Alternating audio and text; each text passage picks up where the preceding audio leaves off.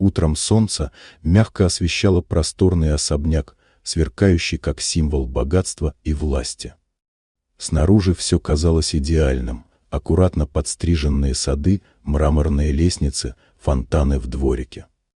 Но за внешней красотой скрывалась правда, способная потрясти любого. Эндрю, предприниматель, создавший свое состояние с нуля, верил, что жизнь наконец улыбнулась ему.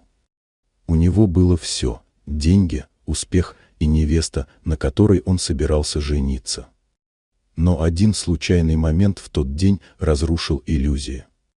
Эндрю вышел во двор после встречи, чтобы увидеть Клару, свою невесту. Она выглядела потрясающе, с блестящими волосами и грациозной осанкой. Но смех, резкий и колкий, прервал его мечты.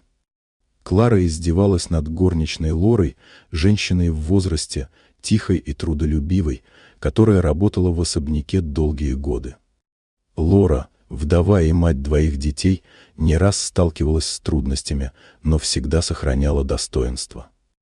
Эндрю был шокирован. Женщина, на которой он собирался жениться, унижала другого человека ради собственного удовольствия.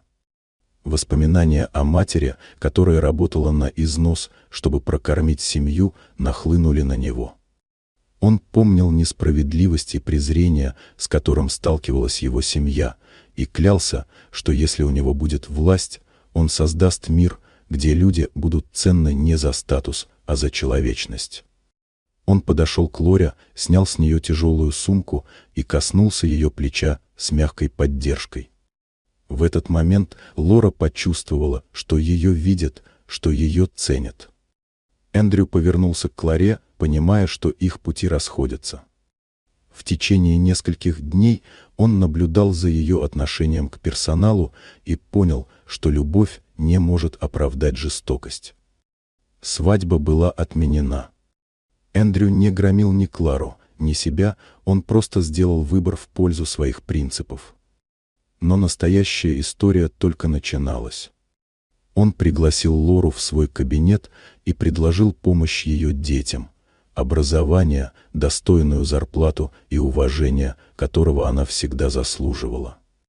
Лора плакала от благодарности, но Эндрю поднял ее, напомнив: «Ты достойна стоять прямо, не на коленях».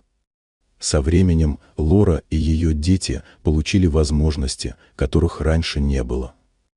Эндрю построил дом, где ценилось уважение, человечность и доброта.